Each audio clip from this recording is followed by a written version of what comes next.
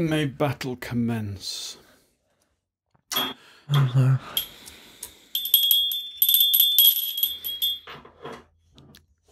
It's gonna be a shit show. Yeah, don't you see, it will be if you start off like that.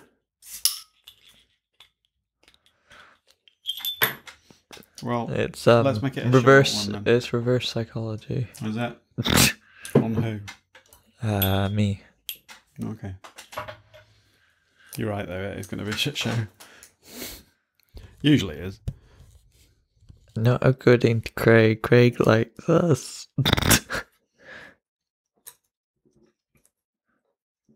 Oh, he said to congratulate you on your results and says you're fucking ace and magic and stuff. Oh, and I forgot to look up the bit of news I was gonna debriefy. But anyway, the other thing I was thinking was because we're 9 times out of 10 we're now recording this on a Monday because of work commitments and stuff.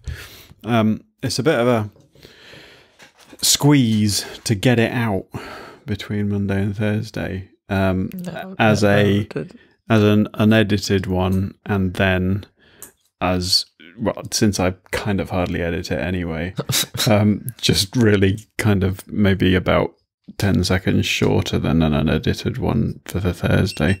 That was quick. I just thought it might be worth just putting it out as it is. Like, I don't mean without me top and tailing it, but I mean not bothering with the early edited version, because we could just put it out when it's ready, because it's kind of date specific anyway when we're talking.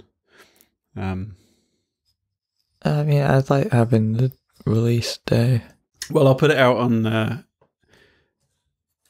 I'll put it out at 9 o'clock on a Thursday then, and it'll be 3 days out of date. But it'll mean I'm not going to try and squeeze in the unedited version, because that's made it the Thursday version a bit late sometimes, because I haven't got time to get both of them out between Monday and Thursday.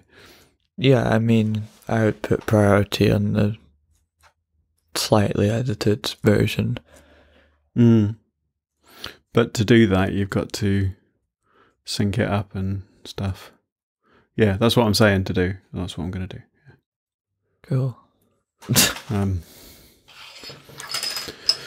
But yeah, it is, isn't it? It's going to be shit today. Oh, wonderful.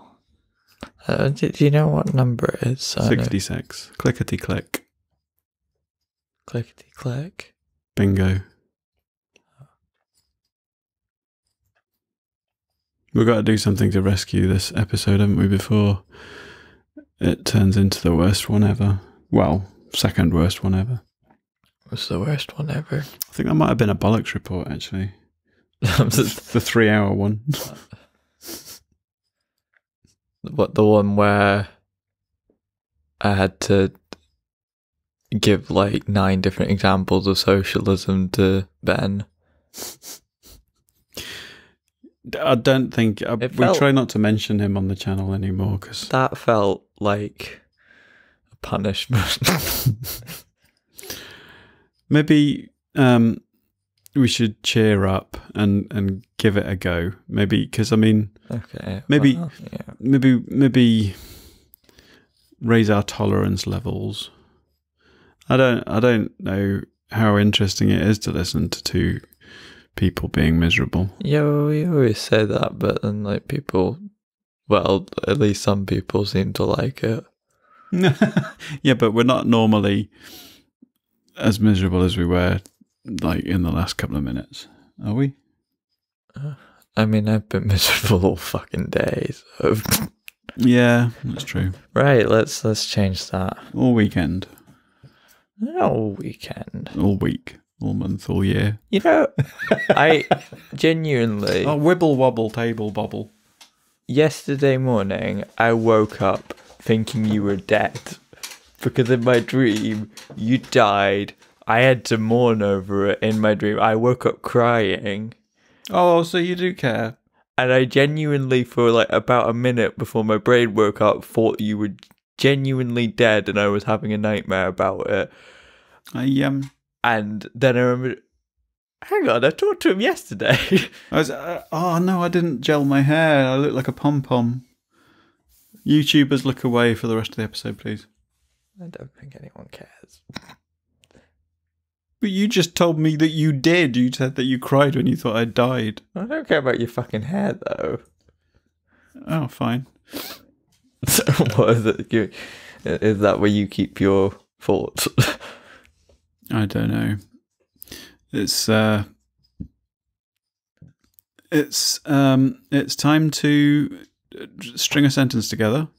You should probably do the intro at some point. Oh yeah. Fuck. Come on, because our audience only has so much tolerance that they can give us. We'll cut out like half of the before intro bit. I don't know. Fuck it. Fuck mate.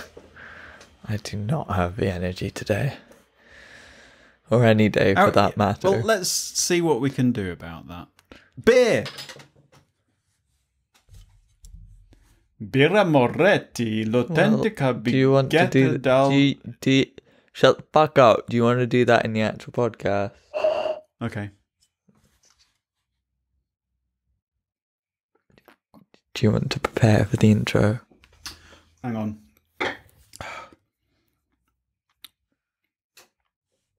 He's meditating. He's stroking some invisible bosoms. Right. Let's do this thing. Get on with it then. Ooh. Go on. Fucking do it. Shut up. Hello, Internet. Fucking stab you. That's not nice. Why would you do that? Because you're an annoying shit. Well, could be worse, I suppose. I could be black and in America. And then you'd be shooting me in the back. I was going to talk about that. Go on then, let's get started. That was a Start. very Start. poor taste segue. Start.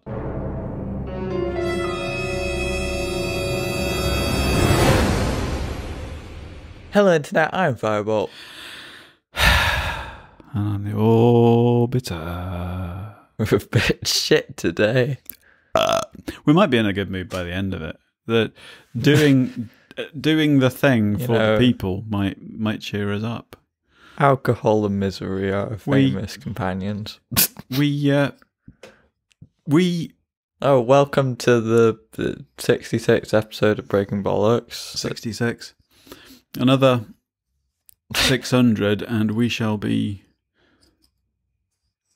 the Antichrist. I was genuinely reading... You were genuinely reading? Satanic articles last night in an attempt to come up with a religious justification for hating Crocs. Crocs? Oh. I mean, you don't really need a religious justification, just look at them. There was something about... I can't remember what it was. No, there was something on the After Dark Network about Crocs recently. I can't remember what it was. I think there's some kind of special edition ones out or something. Oh no.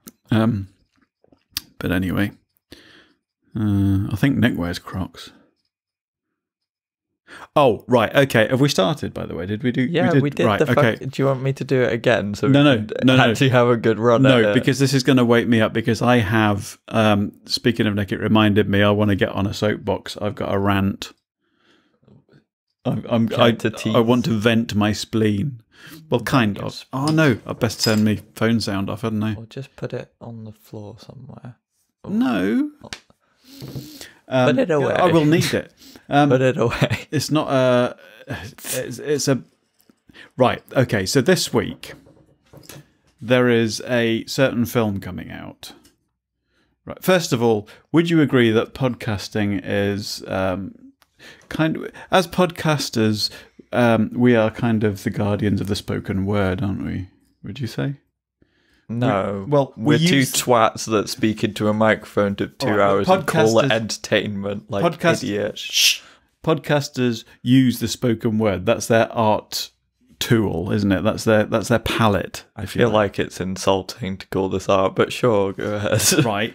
And we're supposed to be a semi-professional network, but there's only one person across the entire After Dark podcast network and Gentlemen of Pop Culture Network combined that I have heard pronounce this word correctly. And it's the only thing we know about the film that's coming out this week is that it's about this guy has a word that's going to save the human race. Right. Yeah, I didn't know you told me about this. Yeah, there's only one fucking N in Tenet.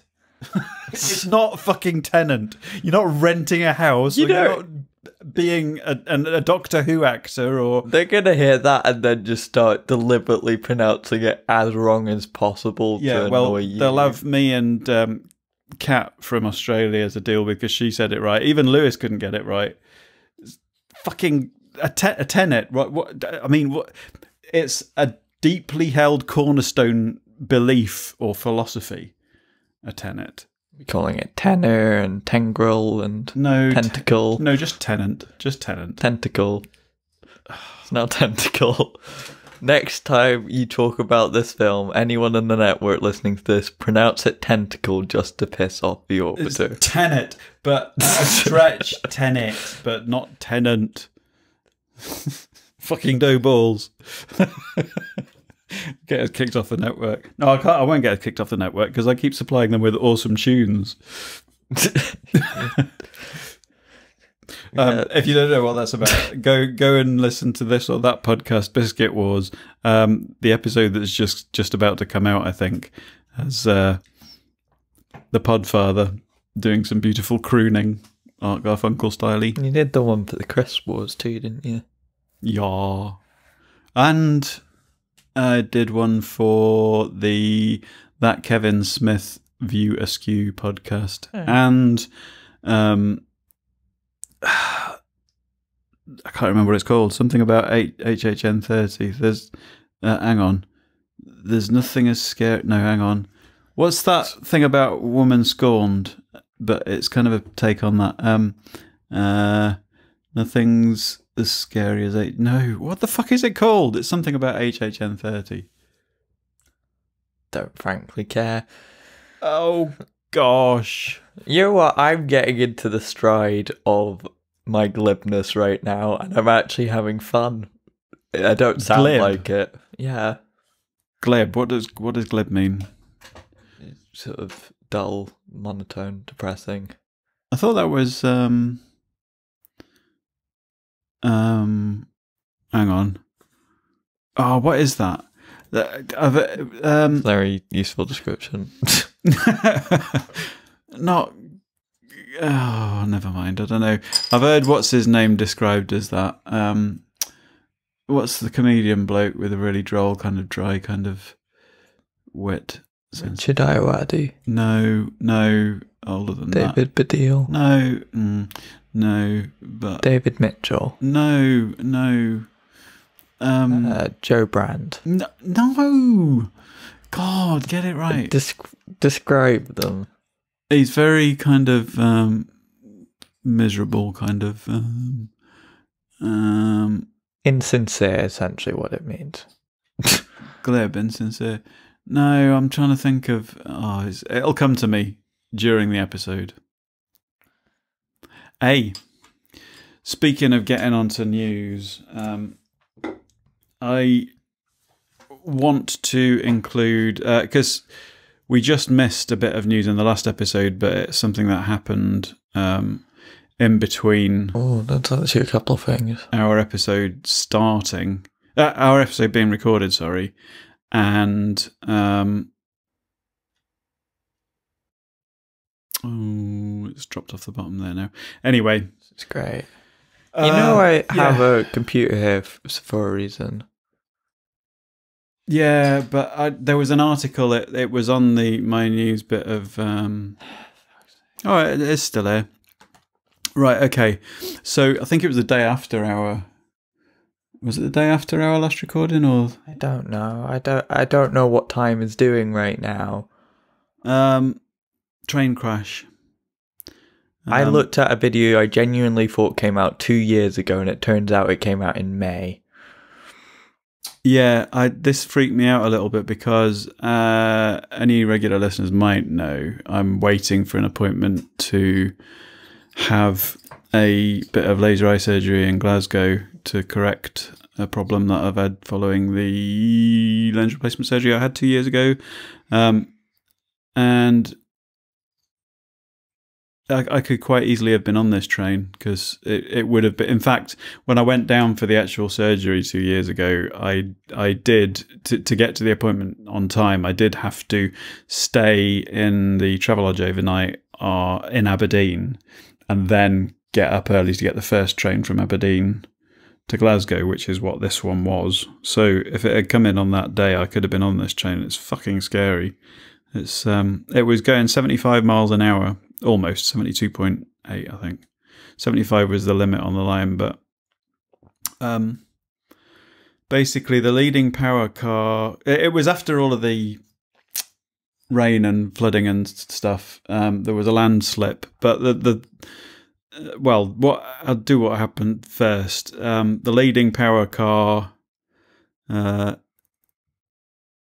basically there was a report of a landslip on the line. It had set off at 6:40 in the morning, and I think it was stopped for more than 2 hours. It was sitting in the area, delayed because there was a report of a landslip ahead. So after 2 hours, it was decided they were going to move the train back to Stonehaven to allow passengers off, and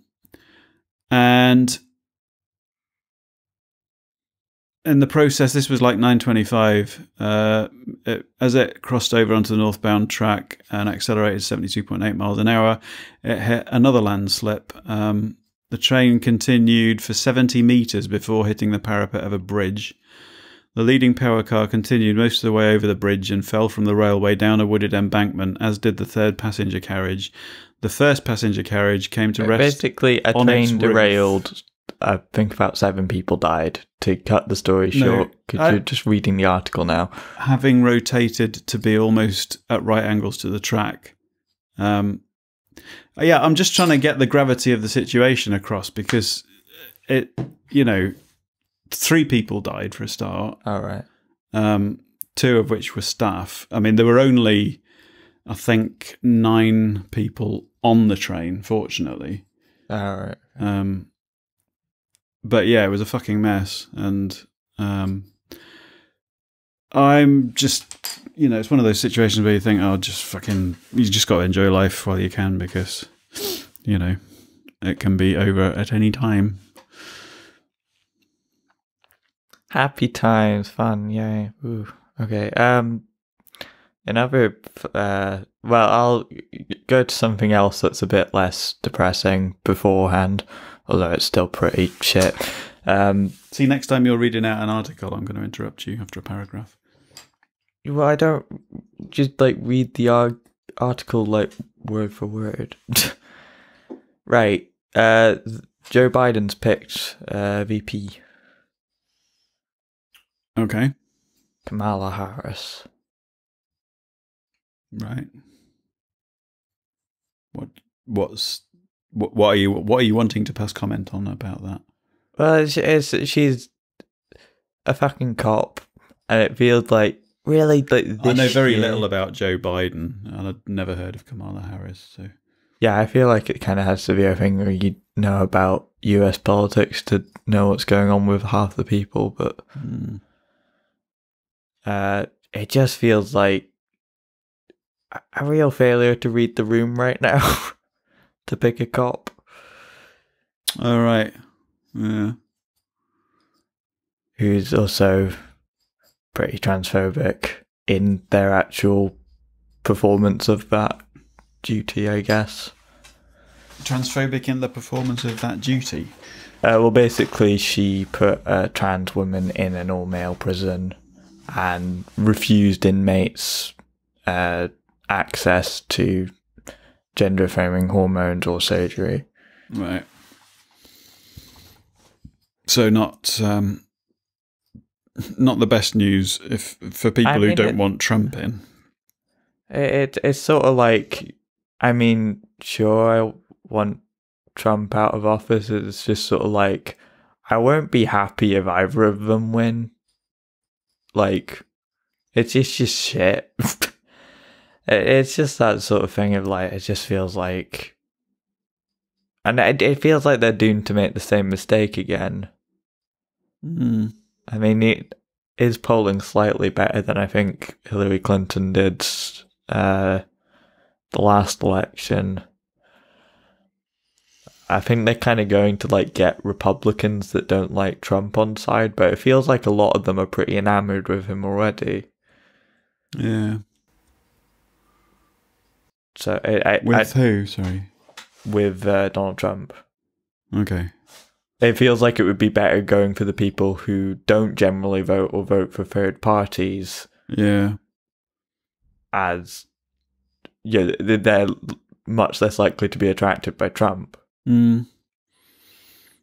It's really difficult to have a podcast where you include anything about news at the moment, because I just feel like giving up on the world, and it's kind of it's not entertainment fodder to listen to people just kind of despairing. You know what I mean? Yeah, it's sort of the thing where you just sort of, I don't know. I mean, I can't give advice for hope when I'm not. I don't know how much of the intro went in. I'm not having the most fantastic day today, but like, nah. Ah, fuck it, whatever. Right, do you have any comment to pass that's on that subject? On the American election, because it is actually going to be in like... When is it? November? Less than 3 months. Yeah. Is it... I don't know. I just... Like you said, there's no good outcome. It's kind of... I mean, the only thing that... There's only two things really that concern me directly. Obviously, there's empathy for people around the world who are suffering in different situations, but apart from that, the only ways that it can affect me really are I don't know. Like I say, I've kind of given up on both US and UK politics because they just make a shit show of it. Yeah, I think the Tories are actually more popular than they were before the general election last year. Which is increasing the independence case for Scotland. Yeah, well, that is actually... Yeah, I think it's the highest it's ever polled. About 55%. I mean, polls aren't always reliable. No, but... Given the last decade of politics. We have some kind of Scottish elections in the spring next year. Yeah, I should probably know when they are, because I actually get to vote in those ones. Yeah, well, the SNP are basically promising that if they get like a landslide, which they probably will, that they're going to hold a referendum. I mean, I think I'd still probably vote Green in at least a Scottish election, maybe not a general election. Or have you heard of Rise? No. It's sort of an alternative to the SNP party. Stands for respect, independence, socialism, and environmentalism, I think. I'm not sure they got a seat last year, but if it seems like they'd have a shot, I think that would pretty much align with how I'm feeling about Scottish politics right now. That's probably the most optimistic thing that's going on for me in politics at the moment, is that the get out for Scotland being a possibility. Yeah, which is a shame, really. I mean, especially when, as with all politics, you've got cesspools of wankers on both sides, you know what I mean? Because having an interest in it, I'm doing a lot less social media, but I do get reports from some of the independence-based stuff on Facebook and what have you. And there's some fucking dickheads on there, like. Yeah, I feel like with independence, it's sort of a thing where, like, I could very easily go either way on it, because it's, I think,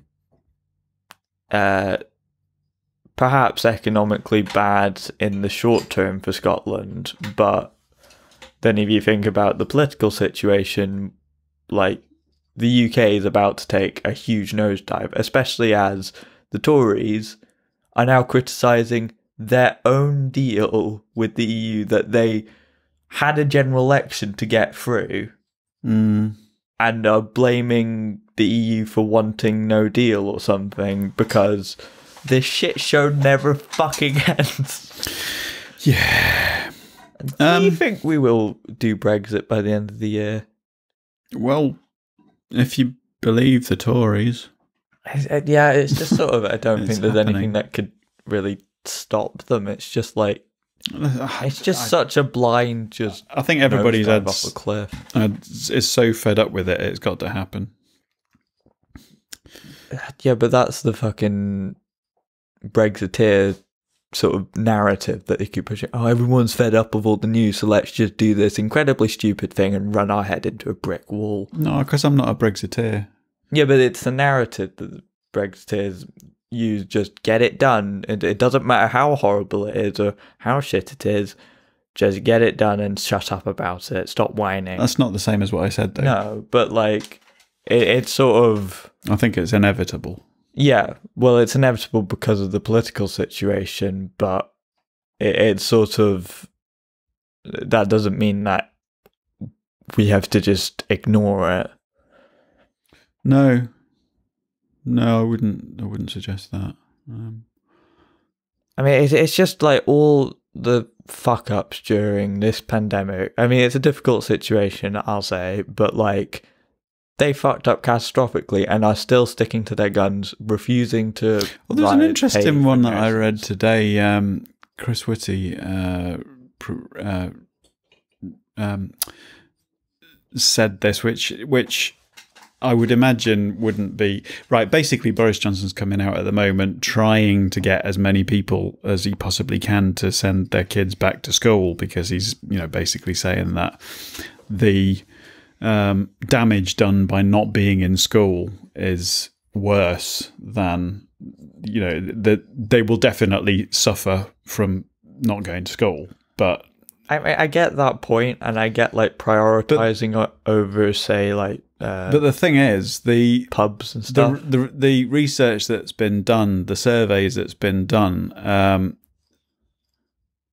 like from I think sort of late 2019, comparing that to the results that have been got for like 2 months into the lockdown, teenagers across the board are quite several percent less. Less teenagers are showing signs of stress and anxiety and depression than they were when they were at school. I'm not surprised by that. They're saying it's a surprising result, but it's meaning that the health kind of professionals are having to look at whether or not the school environment is actually responsible for a lot of the. Yeah, I wouldn't be surprised. I mean, that's the exam stress and stuff, but then there's being in a group of a lot of dickheads, quite frankly. I've left now. I'm comfortable to say that. I was comfortable to say that before, but like, it's just sort of, it's a slog, and I'm not doing fantastically in the lockdown, but it's like the environment. Yeah, I'm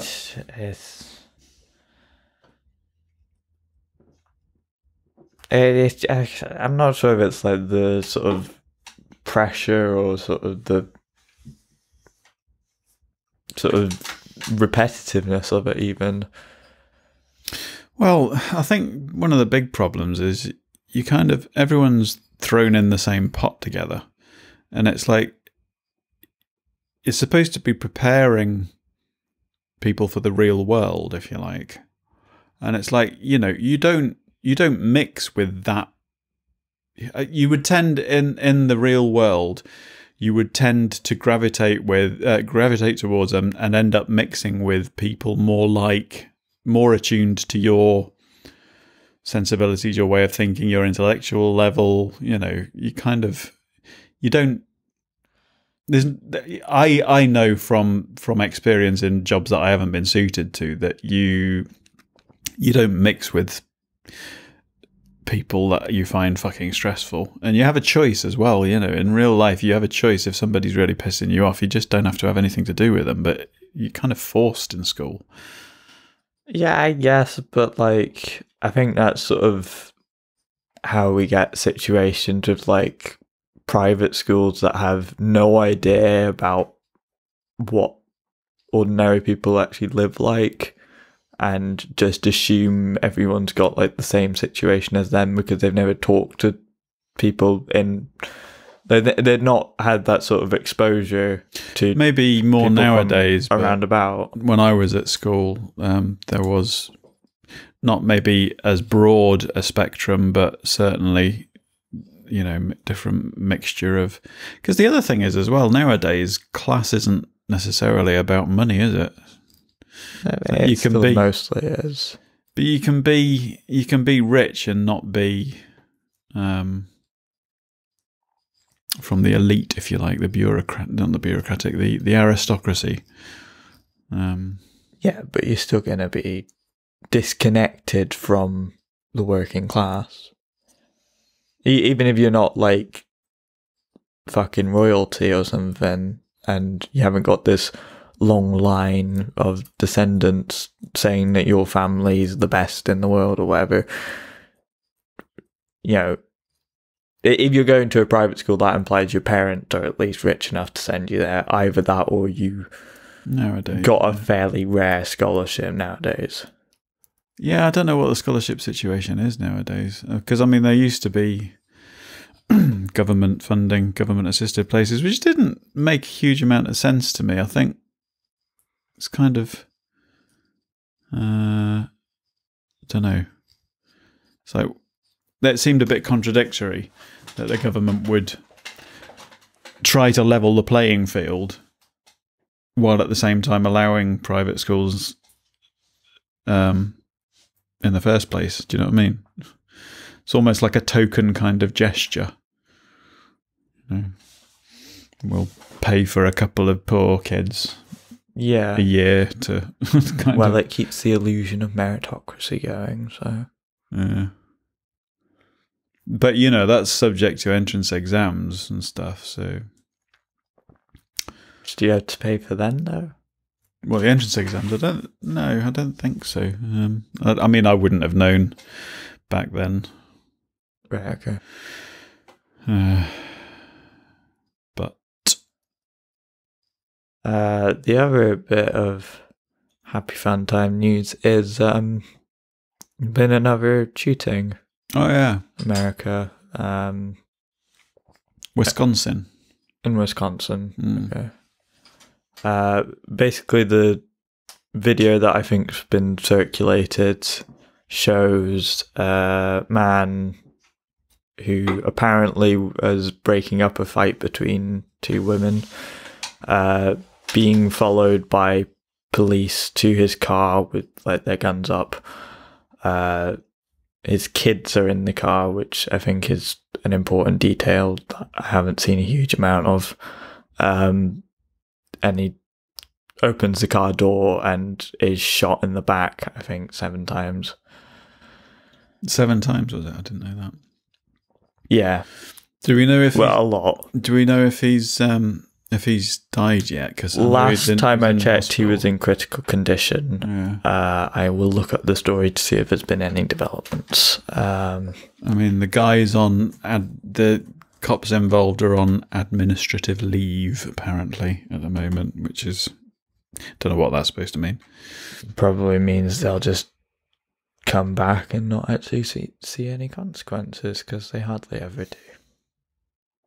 Because it's sort of gotten to what I'm more angry about is like, it's a horrible case of police brutality, but it's the people trying to justify it. Like, that was a public execution, essentially. People trying to go, oh, well, you shouldn't disobey the police, and well, he had a criminal record before that. It's like, that doesn't deserve the death sentence, though. Well, there was no indication that he was the other thing a threat to them. What's this about not disobeying the police? It's like, I'm with Jim Morrison's camp. Their motto is to protect and to serve. Yeah, I mean, this is probably a slightly controversial opinion from me, but like, I'm full of them. I don't think the police should have any more authority to kill than you or me. It should only be if absolutely necessary.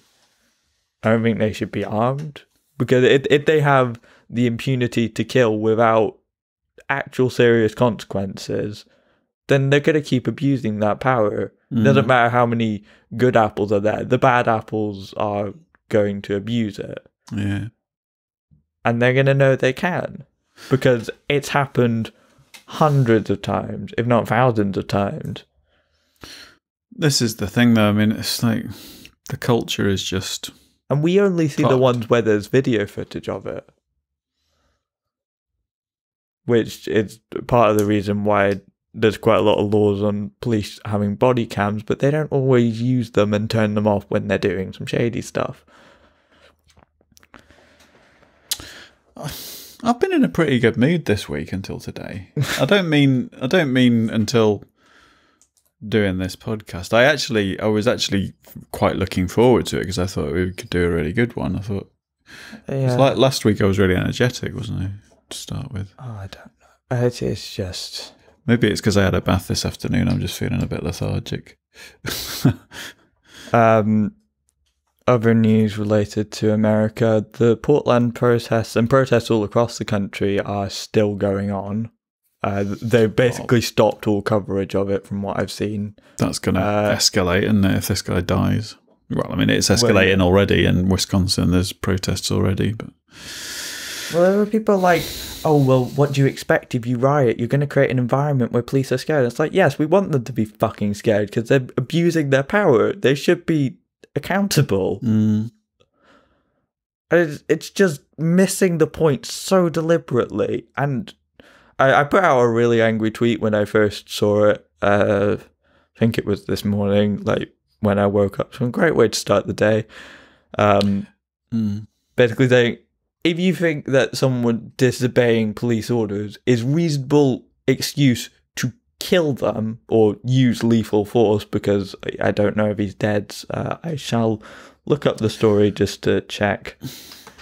This is one of the things that I'm beginning to have to do. You know, I said I do want to keep abreast of things. Meow. But I am being quite self-analytical about how my exposure to different media affects me. And I've taken over the last few days, I've taken the step of not really looking at my phone, and certainly not looking at news or social media until I've been up for a good hour, until I've had my breakfast. And because I notice that as soon as I start on that, my mind's just fucked. It's just flitting all over the place, and just kind of, I need just an hour before I start facing the outside world. It's not good for you. It's mentally. I feel like you need some downtime. Yeah, you do, and I try and have that. It's just, I feel like now more than ever, it's important to keep your eyes open on this sort of thing, because it's become very clear to me that the news don't report this well. They very much obscure the facts on things like this. And then when there's protests, they downplay them, don't report on them as much, because if it's the same thing, protesting, and there's no change happening, then that's not exciting, that's not a story, it doesn't sell. Can't remember which artist it was. There was a song about living life. story from the BBC about an hour ago says that he's currently in intensive care. But, it's sort of... intensive as well. They're probably shitting themselves. Yeah. But if you shoot someone in the back multiple times, that's with intention to kill. Yeah. There's no doubt about that. Yeah, whether or not he dies, the action itself is the same. And the lengths that people will go to justify this stuff, and you just think, well, what's wrong with the world? But the other thing is you can't... anyone you're speaking to online, especially on things like Twitter... Yeah, I know. You don't know. Yeah, you don't know what their motives are. I mean, that a lot of people just go on just to troll, don't they? Yeah, I think there is that, and even the people that are being genuine, it's sort of there might be less of them, but because there's such an angry response, like there's hundreds of replies to those sorts of things that say, well, he shouldn't have disobeyed the orders. See, this is why I like that gets promoted to the This top. is why I like this or that podcast. Because it's just a bit of... It's because having opinions about things that don't really matter. It's about polarization, and you can kick off about stuff and it's a laugh. Yeah. You know what I mean? It's not just depressing. You're having genuine arguments about whether or not something's a biscuit or a chocolate bar. And McVitie's actually got involved. Really? Sent a tweet, yeah. They because there was this thing about whether or not a gold bar is a biscuit or a chocolate bar.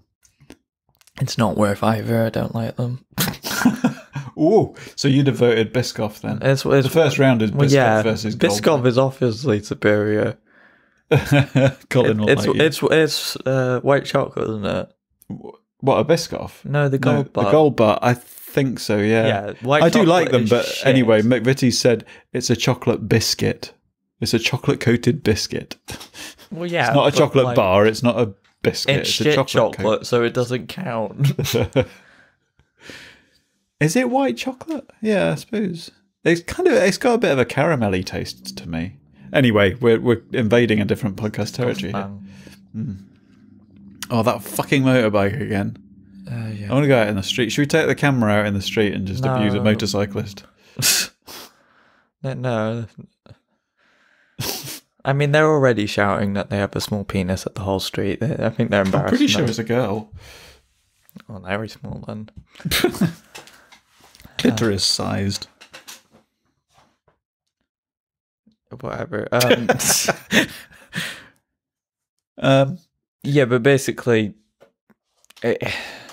the situation with protests around the country, right-wing groups sort of went in on the protests in Portland, basically like throwing like fireworks at the protesters with seemingly very little police involvement because they're fucking friends with them, essentially, by the looks of it.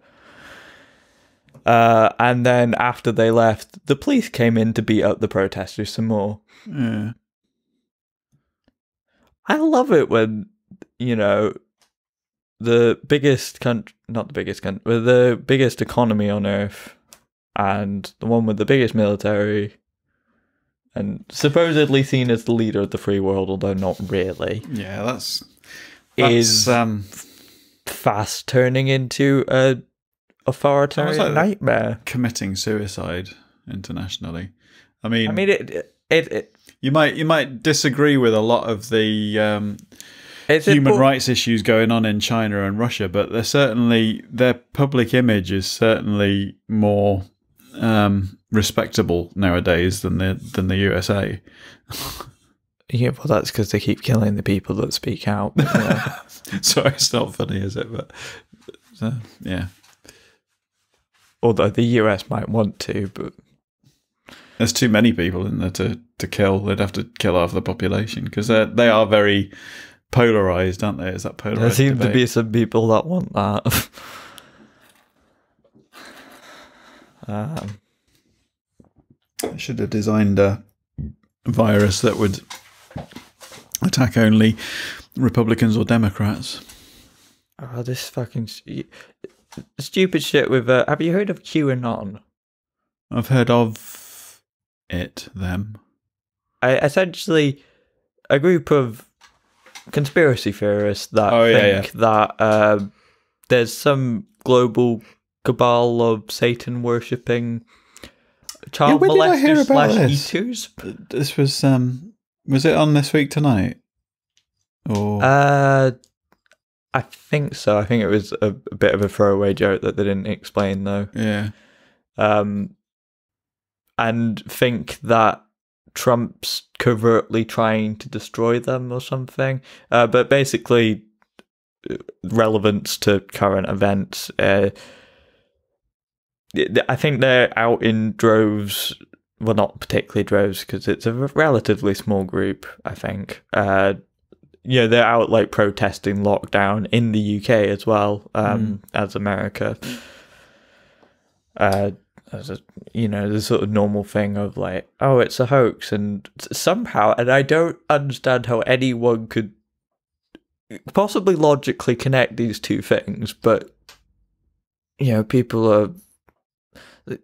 You know what is amazing about the human race? How fucking stupid it can be sometimes. I just remembered linking it to 5G, and I just remembered you hijacked my story and derailed my train of thought. I'm sorry to use that particular.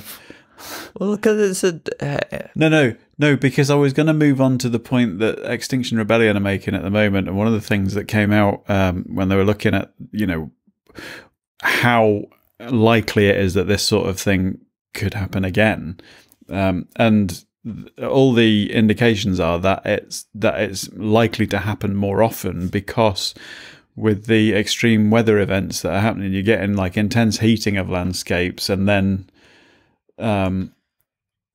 heavy downpours that cause the kind of erosion that is going to make landslips more common, and there's just way too much I think territory to actually kind of. In the last couple of weeks, the second and third largest wildfires in California history were burning, and it barely made the news. Yeah, I think I remember glimpsing something about Trump saying something about that, but it was again very much a. It's just sort of.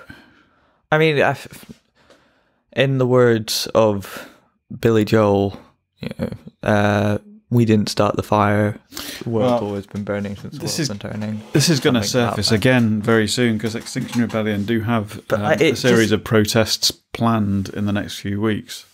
It feels like a number of the worst things have come together at the same time in this cursed year. There's two. Well, I think one of them's a tropical storm. But there's a hurricane as well making their way through the Gulf, the Caribbean at the moment.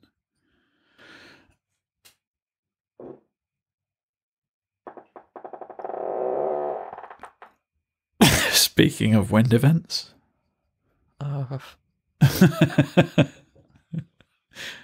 See, I know you're going to leave that in because you can't be asked to fucking edit. So there's just going to be an awkward, like, creaking that's might not even be audible on the mics. It will.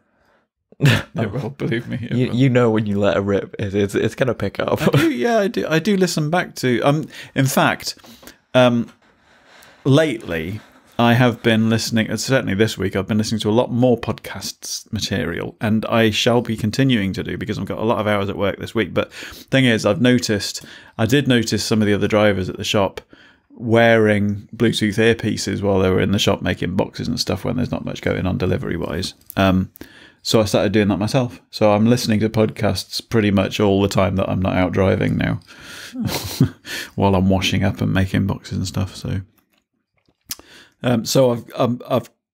I've cleared all of the After Dark and Gentlemen of Pop Culture stuff right back as far as our last episode now.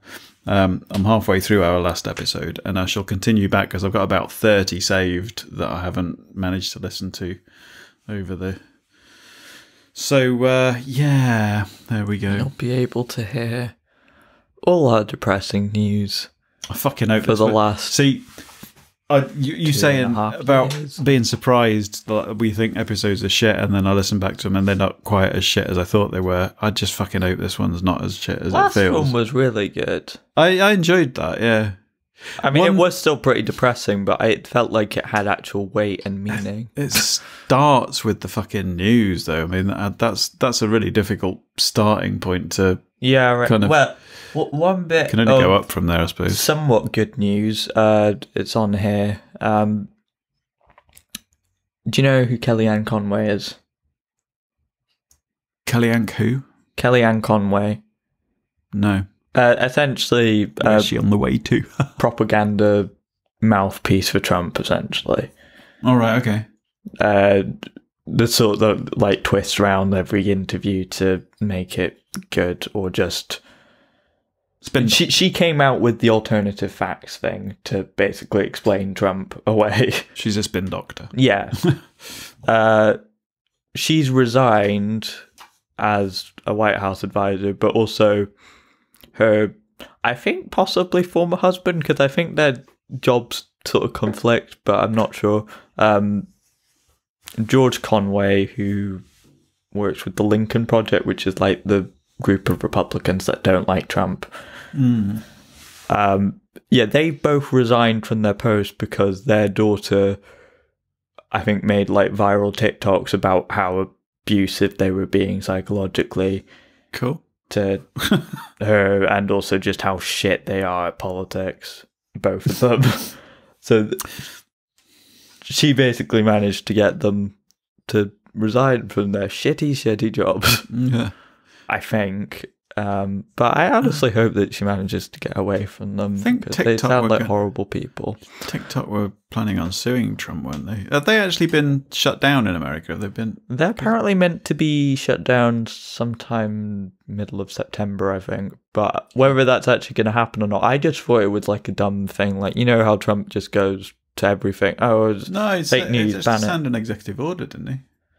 Yeah, but I just don't understand how that works. Like, that you could just make such an obviously political move to stop a business from operating. He just doesn't like social media networks because he's been... Well, it's essentially because young people use it to troll him, essentially. Well, I mean, have some use. There is a bunch of like MAGA trolls on there as well, but... Yeah, but see, if he just took no note, I suppose it's a difficult one, isn't it? As a politician, you've kind of got to. The justification he's made is that it's a Chinese company, and he's also, I think, in the same sort of order trying to ban a Chinese app called WeChat, which is like a version of WhatsApp, except surveilled entirely by the Chinese government. Hey, do you know what I found quite interesting? I mean, it's useful, but I can imagine it'd be worrying to some people. And this is, I mean, it's a setting you can turn off, but I was basically wanting to look back and see when I did my consultation for my eye test thing, and I hadn't put the appointment on my calendar for some reason. So I managed to find out when it was by looking at my location history on Google Maps timeline. Yeah, I get emails about that, and I'm like, I haven't moved like all month. It's not going to be interesting. But looking at it, it not only told me when that appointment was, like when I was at Optical Express in Aberdeen in the last 3 weeks, but the 3 times that I've been there over the last 2 years, basically it's because I allow Google Maps to have location access to my phone because I use SatNav a lot. Yeah. It basically tracks everywhere I go all the time. My history, I can look up for the past however many years I've had the phone. Well, probably further back than that because I had my last phone attached to Google Maps. And if someone knew a small amount of information about you, they could probably track that data and know all your movements as well. I mean, it's anonymous. It's an anonymous point, but if they could find which point was you, they'd be able to track you. Do you know what worries me a little bit about that, though, is that, well, I mean, I think, as I think I've said before, I feel marginally less uncomfortable about a company like Google having that information than I would about if it was like the Chinese government or something like that. because I mean, it's sort of like what interest would the Chinese government have with me personally? I think the US government might have more interest with that data available. It would be relatively easy to get put in the wrong place at the wrong time. Do you know what I mean? I mean, imagine if I'm out delivering and I happen to go past somewhere that somebody, I happen to, because quite often if I'm out in one of the village deliveries, I'll stop at the side of the road to fill up my coffee cup just for a couple of minutes. Now, imagine if somebody got murdered in a house at that time near where I was. It would be easy to link that to me. Yeah, but like our government and the US government have access to these sort of things. It's just a different government that's getting it. While it is an authoritarian regime, like I don't know, it probably has more have access to that? Because that not something like WhatsApp, because that has end-to-end encryption. But Google shares most of their data. Well, yeah, but yeah, I suppose. But they're far more likely to just sell it. Yeah, it's true. Privacy's dead. Well, it's kind of a trade-off, isn't it? Because I mean, you could technically, I mean, you couldn't avoid CCTV stuff, but you could avoid electronic tracking by not having a mobile phone. Yeah, you'd have to go off grid, but like if you want to make it in the modern world without a mobile phone or internet, is it some sort of device connected to a grid? Like you're not going to, unless you live in like the fucking Hebrides and just fish for a living or something. I think probably just about everything we talk about on every different subject is probably linked to the subject of this podcast today. Yeah, I've kind of been avoiding segueing it to, because it's just... Well, the thing is, I want to bring up one thing that I've been thinking about when thinking about this subject is the idea of tolerance. Obviously, a lot of people, the initial thought would be sort of tolerance and intolerance, tolerating intolerance, zero tolerance and stuff like that. But thinking about the meaning of the word tolerance really is about how much something can take before it essentially breaks, isn't it? Oh, that's interesting. Yeah, I mean, I feel like... So a tolerant society really is surely one which is very resilient. If you have a zero tolerance society, it basically wouldn't take much to break it. I mean, I guess, but like, it depends what you're talking about tolerating. Because like, I'm sure if you've been on the internet for a while, you've probably seen this somewhere, because it's a fairly informative, easy thing to grasp, I think. Karl Popper's theory about tolerance of intolerance. Right. Just get the image up. Is that the one where basically says we should tolerate everything except intolerance? Well, we'll see. What do you mean? Are you going to make me watch something? No, it's just the paradox diagram. Of tolerance. Yeah, paradox tolerance. Pardon me? Basic sort of graphic here is of a Nazi saying, if you're tolerant, then you should respect my beliefs and tolerate me being here. And that's sort of the argument here is, no, we shouldn't tolerate that, because that's how the Nazis get up into power, and that certainly isn't very tolerant of other beliefs or people's existence.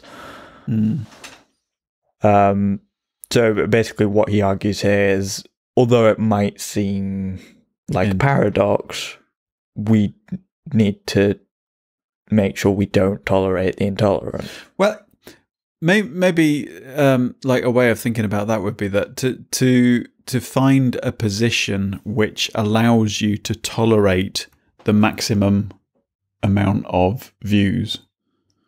Well, it's sort of, because if you tolerate Nazism, then you're encouraging less tolerance, aren't you? Yeah. In effect, even if you don't agree with them, if you're just See, that's the thing with people talking about people tolerating their ideas, and it's like, well, shouldn't you tolerate my intolerance of your ideas?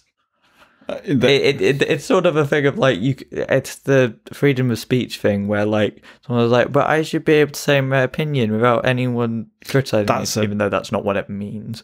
But it's not even true anyway. But then it's like we don't have freedom of speech. Well, not in the UK, and not really most places. But it's just. Like, just use your fucking brain, like, because then I could easily just go, well, it's my opinion that you should get into the fucking bin. You have to do it. You have to respect my opinion. I suppose get in the bin, David. The thing that you've got to... What is that from, again? Oh, I just made it up. Who's David? I just said a random name. All right, why did I think David Cameron? Someone's probably saying "get in the bin, David" to David Cameron, or about him at some point. Oh, you've derailed my thought again. I've lost it. Oh, fucking hell. No, I was right. Yes, that's it. One thing I think that a lot of people perhaps don't really act as though they believe this, even if when they think about it, they probably possibly do, is that society is an evolving kind of human collective creation.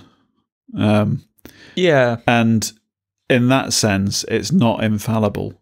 I think too many people subscribe to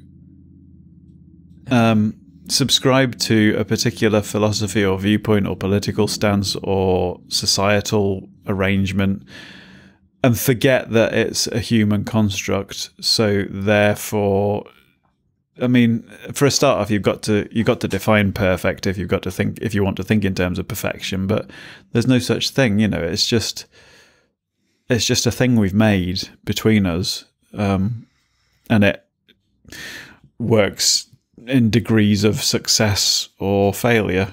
It's just like everything else. There's no we follow all these rules and everything's going to work out fine. Yeah, well, that's the thing about people talking about, oh well, if you don't want to be shot, then you shouldn't commit crimes. It's like often innocent people are shot, but also shot for things that even in the most horrific worldview, I don't think you should execute people for.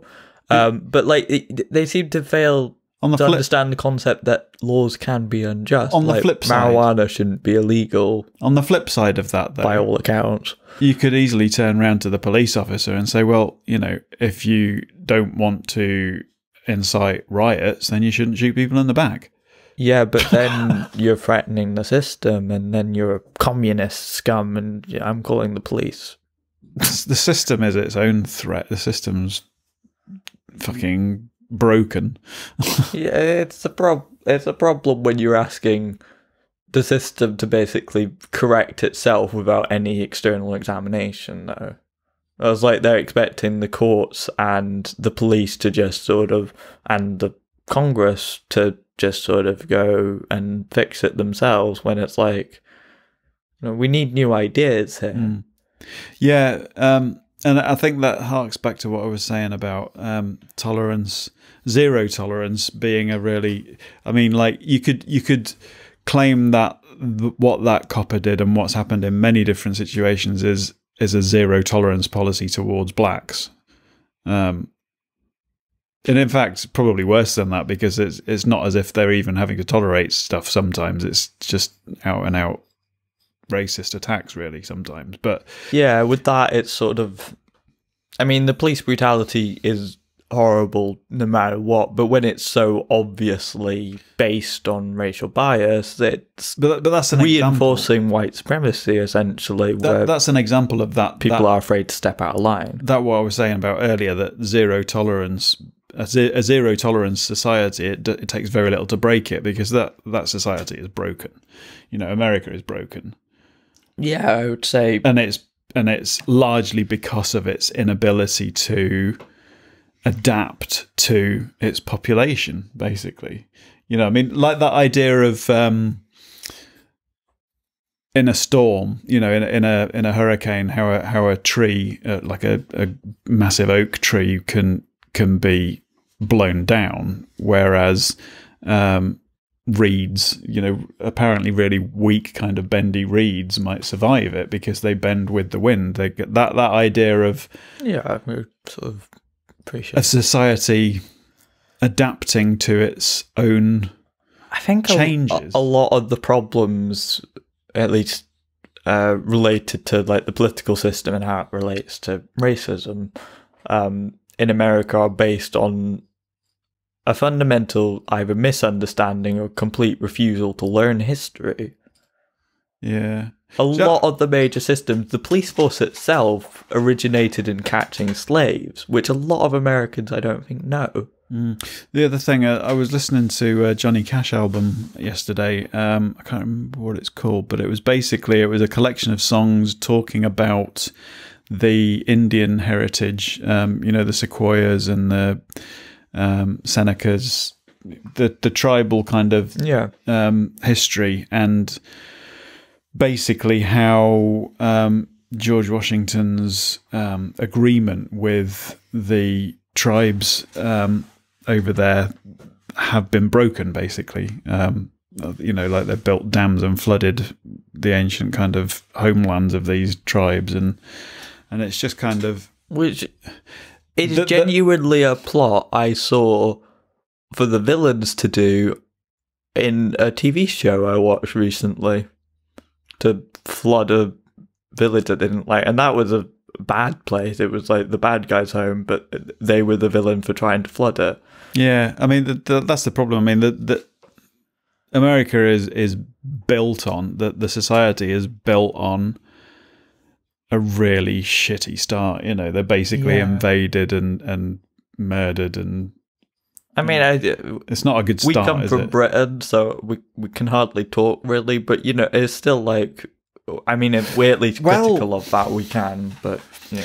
I think the difference though, I think looking back on our history, is you never reach what you might be able to identify as a starting point, because it's been continual revolution for so long. The United Kingdom, as opposed to like England, started, I think, with the union with Scotland in, I think, 1706.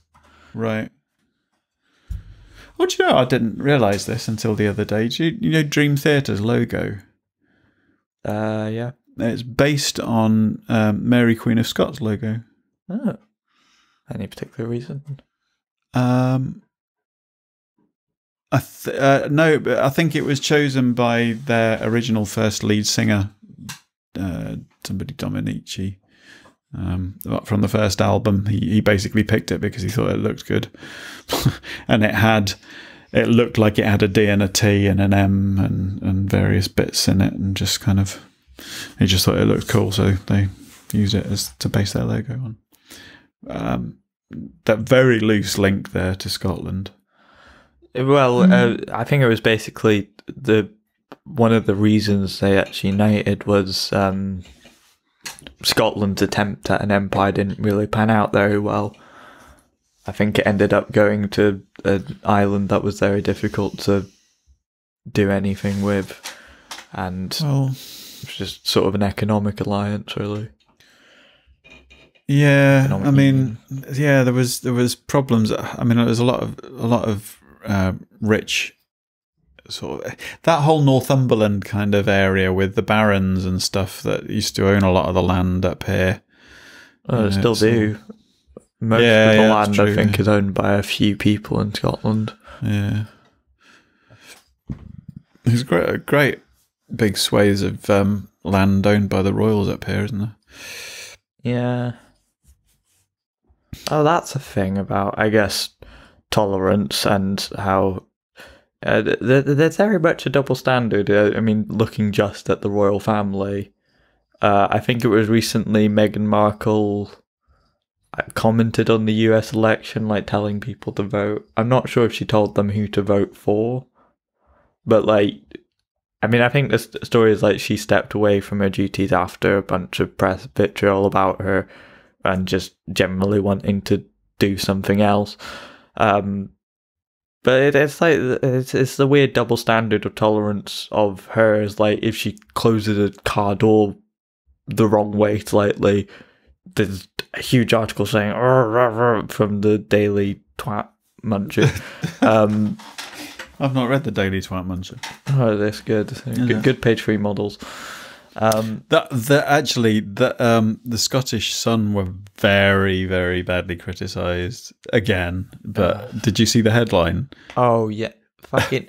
It wasn't even clever. It was insulting just because it didn't play on anything. It was just disgusting. Really, it was Death Express. It's just like that's not a pun on anything. It's not like the journalist that wrote it issued a public apology, but it's like that's too fucking late, you know. Yeah, I mean that sort of thing's designed to just get people to buy it out of. Aberdeen's been on lockdown for the last couple of weeks. It's just coming out of it. 3 weeks, the bars and restaurants and stuff have been shut. Well, that's been most of the time that there's this UK government initiative Eat Out to Help Out has been in place. So they apparently asked if they could have an extension of that scheme in Aberdeen, because obviously the pubs and restaurants and stuff have had to be shut for most of August. So they haven't been able to take advantage of the scheme, and the UK government have refused. I mean, I feel pretty skeptical about the whole campaign, if I'm honest.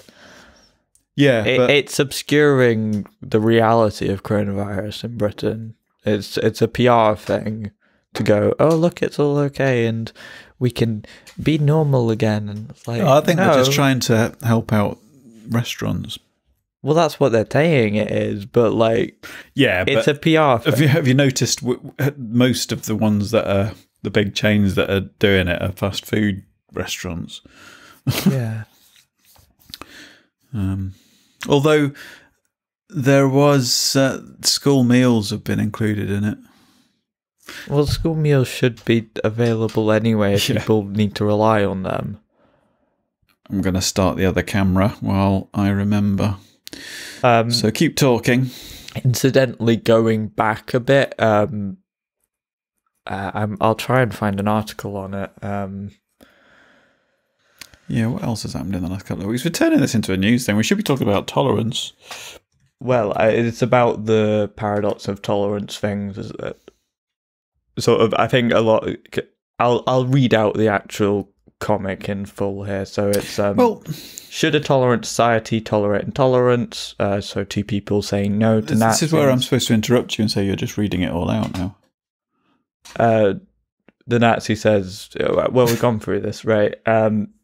But the next thing is, when we extend tolerance to those who are openly intolerant, so someone saying, oh, let's just give this guy a chance, the tolerant ones end up being destroyed and tolerance with them. But this is, it might sound like hyperbole saying, oh, well, if you don't tolerate other people's ideas, they'll end up becoming the next Hitler. Which, like, that's extreme example, but it is actually roughly what happened if you go back to newspaper articles from the 30s saying that, oh, well, if we let the Nazis come into the Reichstag, which is like the Bundestag, the German parliament, essentially, that they'll get less popular because people will realise that they're incompetent or like their ideas don't fit with Germany or whatever. And that's basically how they rose to power. Yes. Which reminds me of how people talked about UKIP for a while, back when they were remotely relevant. Well, did they not hold most of our seats in the European Parliament? Yeah, they did, which is... It just makes you wonder, like, what did they actually want with the European Union? Because, like, and you've seen this statistic a lot, we voted with most of the EU most of the time. So, like, if UKIP controlled most of our seats there, like, don't they essentially like just agree with the EU then? The thing is, in fact, the British government, in a lot of cases, with some of the legislation that went through the European Parliament, actually instigated more severe versions of the same rules here. Right. And, you know, it's like us criticising Europe for bringing in certain restrictions in that, when actually it was, you know, we went further than those restrictions. Well, yeah, a lot of those restrictions, it's like, they're like a baseline. Different countries can go more restricted they want on certain things, from what I understand.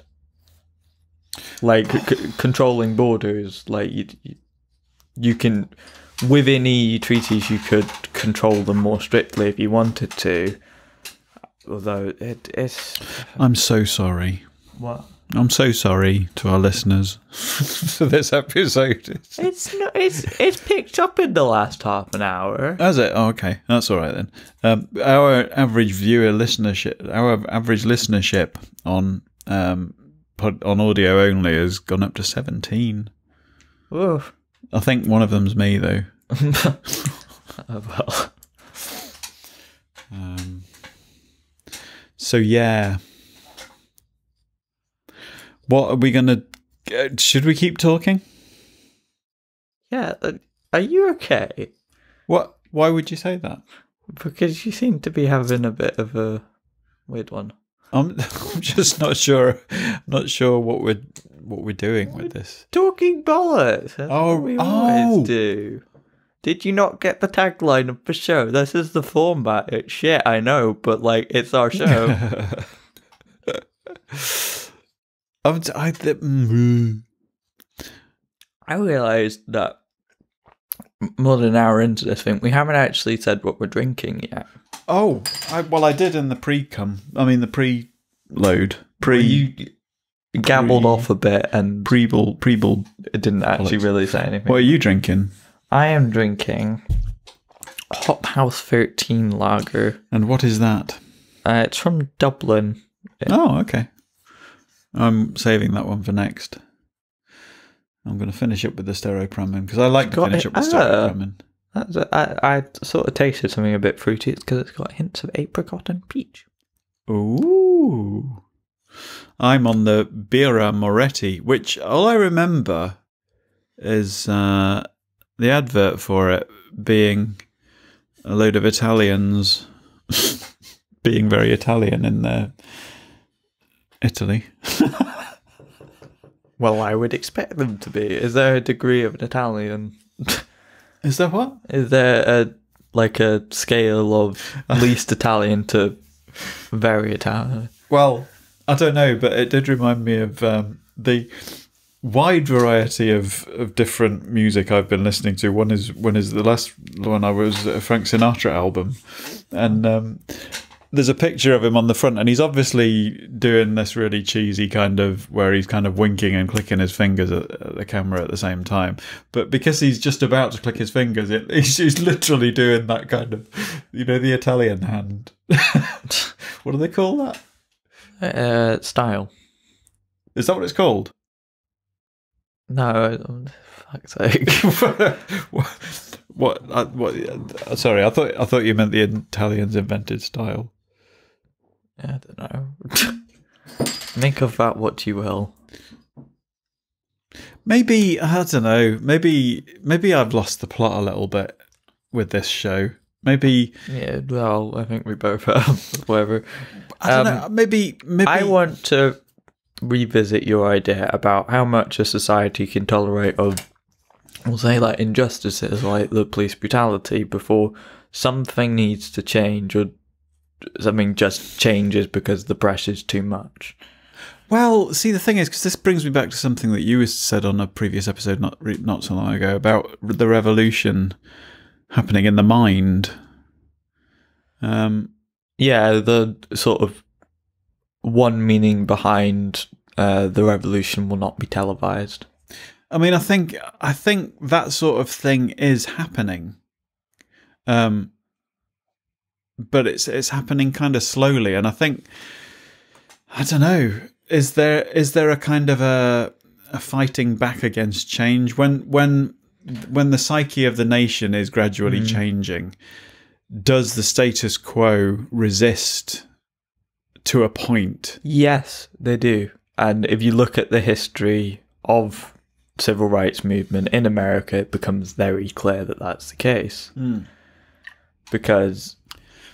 But which surely that results in what we're seeing, where you do get more and more unrest, which causes more and more resistance. A lot of people have some sort of weird response to that of, oh, well, don't upset the racist then. It's like, well, the racist should be upset in an ideal society, really. Well, they should probably not be there in an ideal society, but I don't think that's really possible. Yeah, that to me strikes the same kind of, is it a bit of the same kind of argument of like somebody who's been in an abusive relationship, and being accused of provoking the attacker. Yeah, well, America is one big fucking abusive relationship between the state and the public. Yeah, essentially. Yeah, that's all that's capitalism. That's the world. That's the ruling elite versus the masses. Yeah. We're in an abusive relationship, and we should just get the fuck out. We should just sack them. We should just... But we're still sucking on the teat of capitalism all the time. Yeah, well, that's the thing with like people complaining about property damage, as if that matters more than the fact that someone's had their neck knelt on for 9 minutes, being very deliberately killed, someone being shot in the back until they had to go to intensive care, with no sign of them really actually posing a threat. It's sort of... It's a big load of bullshit, isn't it, really? Yeah, it's just... I mean, you sort of, you know, you think a certain way, and I think the most effective fight back really happens in the arts, because that's what feeds the mentality, the psyche, if you like. That's what can keep the revolution in people's minds going. But the problem is, how do you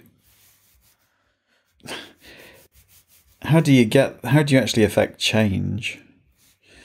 You know, when you're fighting a broken system that's just gonna resist your efforts to change it.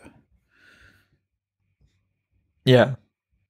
How do you get beyond that? What gives? What's the breaking point? Well, I think the point of keeping the riots, well, not really riots, but protests, peaceful protests mostly, that are being escalated into violence by police with people that are being, for the most part, not violent at all. It's like going and... Was a film just called Gandhi? The film with Ben Kingsley? Yeah.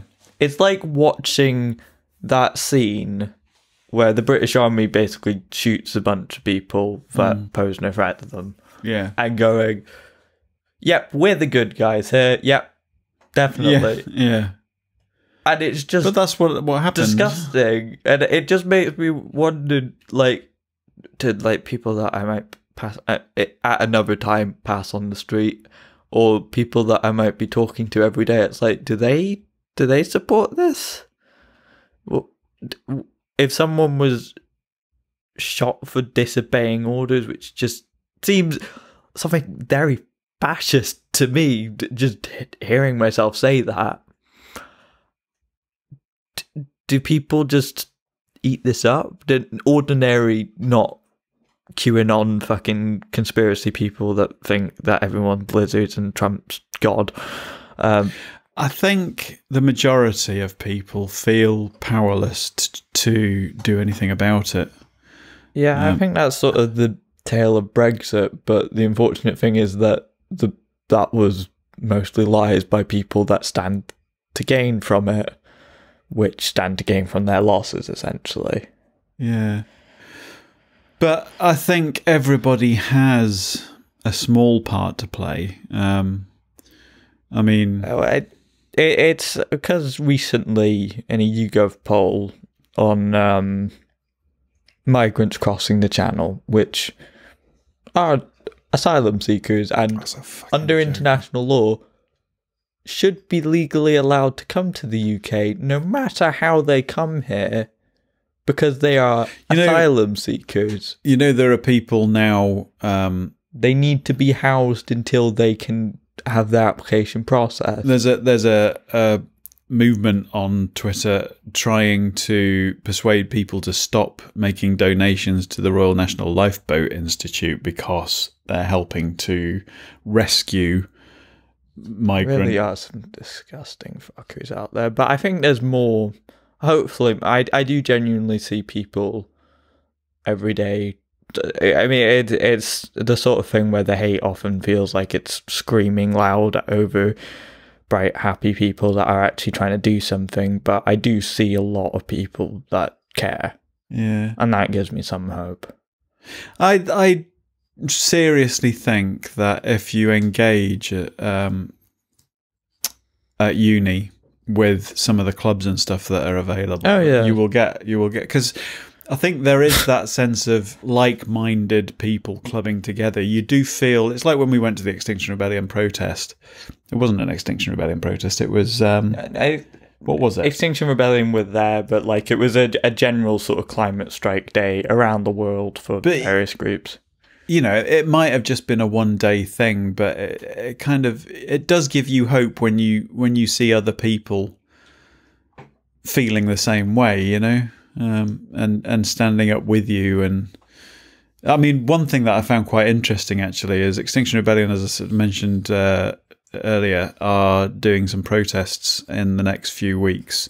But actually, it's England and Wales and Northern Ireland that the protests are happening in, because in Scotland, they're basically, the Scotland XR contingent are in talks with the Scottish government about making arrangements to set up the citizens' assemblies that they've been asking for, to talk about climate change and see how to deal with it and stuff. So basically, this is one of the reasons why I just want Scotland to be separate, because, you know, you see it in the news, you see the same things happening. You saw the exam fiasco thing, and it just seems like Hollywood actually seems to listen to the people. Yeah, well, it's sort of with that, while they made similar fuck up, although England did have a bit more warning with Scotland going first on that. They're not so far up their own arses. Yeah, they did. Too big to think. They didn't go. Okay, this is a really difficult situation. Yes, we fucked up. We're trying to put it right. They didn't try and patronise teachers and say that they were untrustworthy or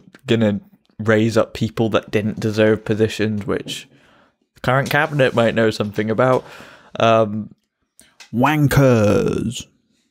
I honestly don't know how Matt Hancock hasn't fucking resigned yet, given how shit the whole response to the pandemic's been. But it's because Boris Johnson doesn't actually care about how competent his ministers are. It's only if they, you know, sit on his lap and suck his cock for him. I didn't see what the full extent of what it was about, but there's something to do with some injunction about anything being said about it or something. But I saw something about him having an affair with a violinist or something. Fuck's sake. Boris Johnson. But so he can find the world's tiniest violin to play for him when he got sick. Because I didn't fucking care. No, it reminds me, is Dominic Cummings still alive? Apparently, and he's still... Is he still been fired? He's still there, is he? I don't know how. Whispering in the ear of like whoever's in charge. It's been fairly public that like he's a eugenicist and like we should rename our rules. We should rename this to whinging bollocks. We just complain about everything. Well, it's supposed to be not pun really on the channel name.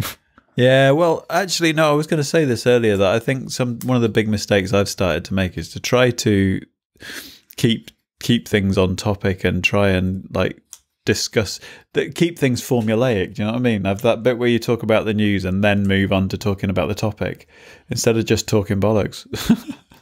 I mean, we sort of moved on to the subject somewhat, but it's a strange time.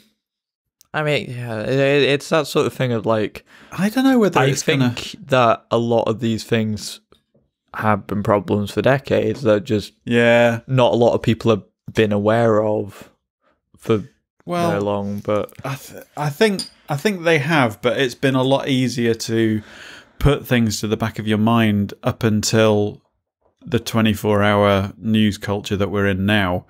You know, back when I was your age, you could expose yourself to that once or twice a day when the news came on telly. Something like the protest does very clearly do something which is like, you can't really ignore that effectively.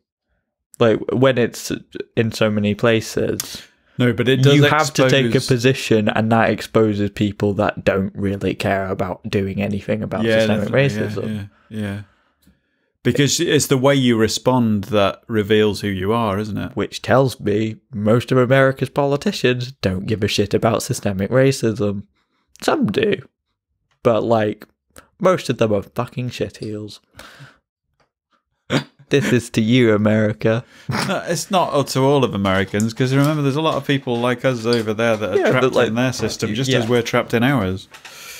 But the thing that I was going to say was there was a YouGov poll about the migrants, and more people said that they felt very little or no sympathy than people that indicated that they felt a lot or some sympathy. Who are the wankers they're asking? Well, that's the sort of thing of like, they could just have some statistical anomaly where they've asked a bunch of Nazis, essentially, but you know. Yeah. I think they do try and get like a decent sample size of broad range of people, but it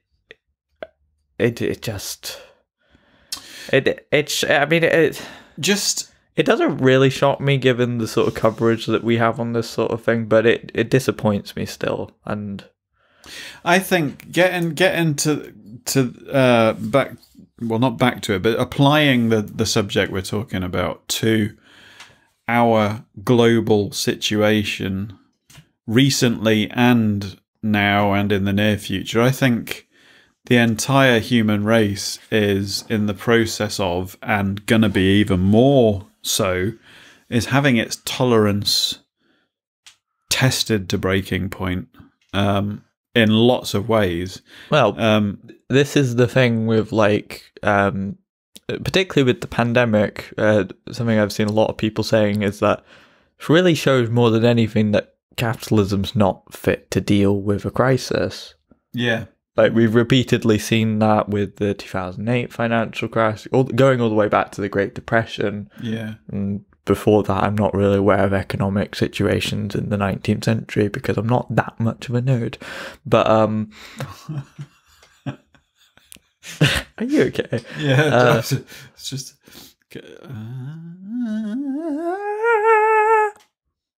No, I don't think I am. No, I don't think any of us are right now. Let's all just have a hug and stop trying to kill each other, please. Over this next year or two, I don't know how things are going to... We're getting a lot of local lockdowns happening. Yeah. I mean, not so much up here. We've had the one in Aberdeen. I'm not sure if there've been any further in the sort of nearer to Glasgow area or not.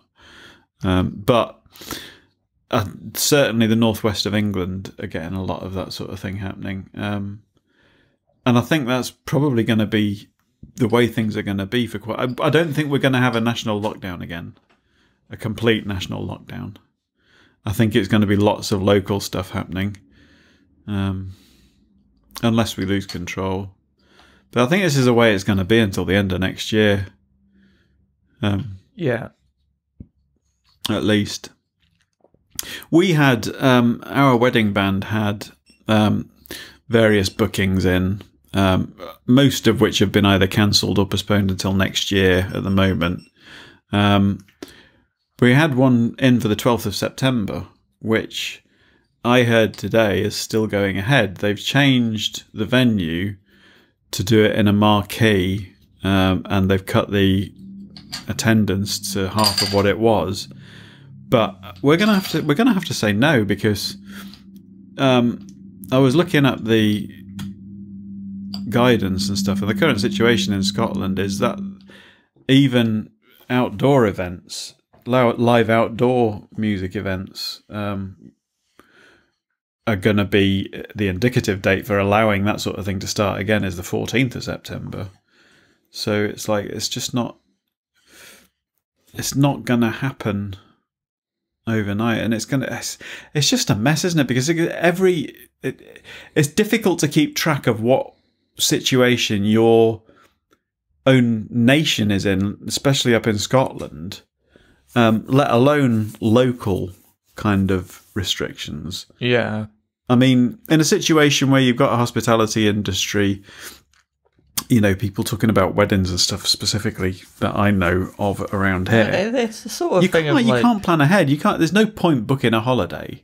Yeah, well, it's the sort of, and I think you said this about if there was like a cheap holiday going. That like, would you really want to go? Because like, I don't feel like you'd be enjoying it if you were.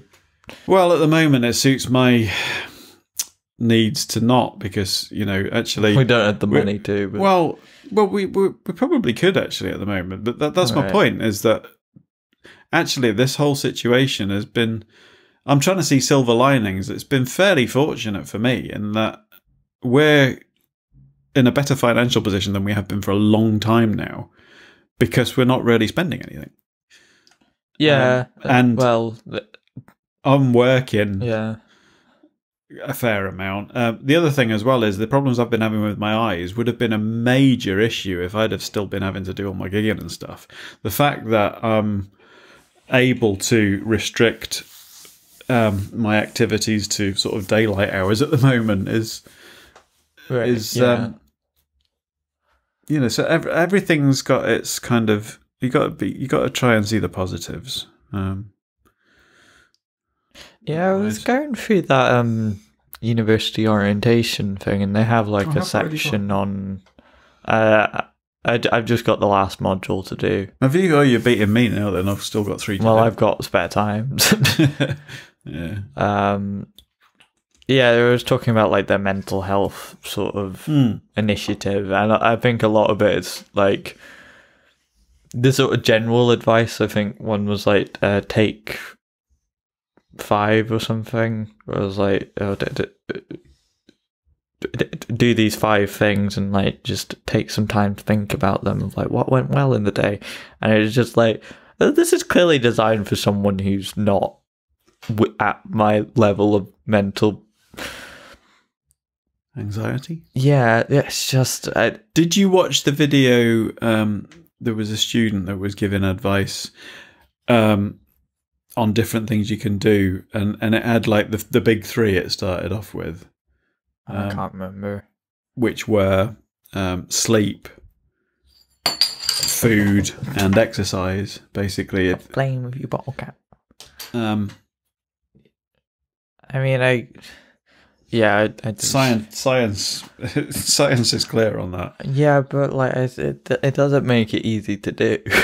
Just because I know but the thing is, I know this from experience. The hard part is starting, because it's like with depression, to make improvement in life, to your own sort of life, you have to get the ball rolling. And the problem is the point at which you're starting is the point at which you have the least motivation to get the ball rolling. Yeah.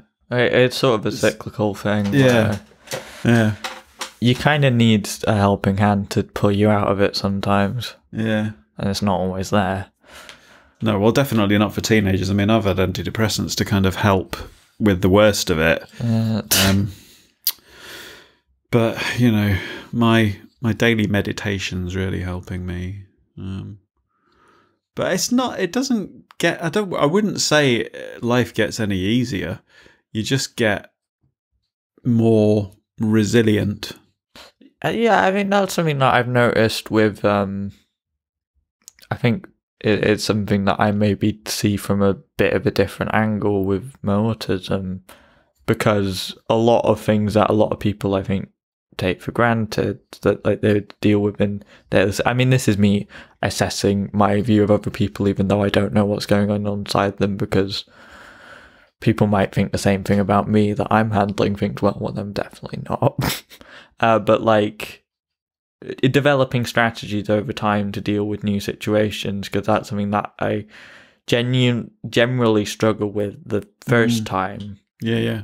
Something happens, and it can really ruin a whole day or a whole week. This is one of the reasons why I'm finding that I'm working through different courses in my meditation thing, and the one I'm doing at the moment is all about self, about working on the self. And there's you get like a slightly different subject for each day. It's like a 10-minute thing.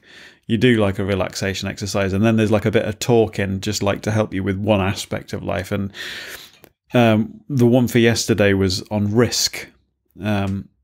And basically my project for the day, if you like, was to try to be aware of and think about putting myself, or not shying away from putting myself slightly out of my comfort zone. And I did. It was horrible. I made a complete cock up with a delivery. I gave a bottle of Fanta and a coleslaw I took 2 deliveries out, and I gave the Fanta and the coleslaw to the first person, and they should have gone to the second delivery.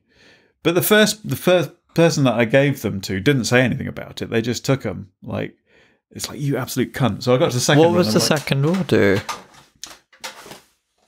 Well, there was one in Inverurie, which was, I think, a pizza and a couple of sides, something like that. And I gave them that, but I gave them, because you have the hot stuff in the bag, in the pouch thing, and then you take things like drinks and extra sides. The cold stuff you take separately. So, of course, I just had the Fanta and the coleslaw in the boot of the car, just outside of a pouch. So I gave it with the wrong order, basically, to the first person. And he obviously, I mean, he saw them there because we put the stuff down on the floor. And it was like... And he just took it. He just accepted it, even though he knew that he hadn't ordered that. I bet he would just wanted like a free bottle of Fanta. Probably, yeah. So anyway, I... basically, because it was all the way out at Kemney, so I said, well, I can bring you the stuff out, but I thought by the time... Confessions of a delivery driver. By the time I've done that, you'll have eaten your pizza and stuff anyway. So I said, or I can get them to refund it for you. So this put me right outside my comfort zone. I could easily have... She said she wasn't that fussed, so just to refund it. But I just... In the past, I know me, in the past, I would have just kept my mouth shut and just hoped that the situation would go away, because I'd be scared to say to my boss, okay, I'm sorry, I fucked up. I feel like that's a story of this country. But I did that. I put myself outside my comfort zone. I went straight to my boss when I got back to the shop and said, look, I'm sorry, I messed up that delivery. This is what happened. And he said, it's fine, don't worry about it. I'll call them. And, you know, it's a really... But it was just because I knew that if I didn't put myself outside my comfort zone, I would probably spend the next few days thinking, shit, this is going to come back and bite me, because they're going to be like ringing up to say, where's my refund? And I'm going to get asked about it, and I'll just have to bullshit my way through it. And this is what I would have done when I was younger. I would have just like buried my head in the sand and hoped the situation went away and ended up in more trouble. So amazingly, you've improved in the last 20 years. Yeah, people do. See, this is what I don't agree with at all. This whole bullshit that people say about a leopard never changing its spots is absolute crap. Yeah, well, total bullshit. That basically anyone who says a leopard never changes its spots is saying that people never learn anything, basically. Well, I think it's probably that if someone doesn't want to change, they won't. Like, But I mean, that's But I think a most bullshit people attitude to take is yeah, because if somebody does want to change, then they're not going to be inspired to do that if they're surrounded by people telling them that you'll never change. You know, if people's attitude is that a leopard never changes its spots, what's the point of changing? Because people aren't going to believe you've changed anyway. Would you say that you? Would you say that you were ever an addict? I would say I have an addictive personality.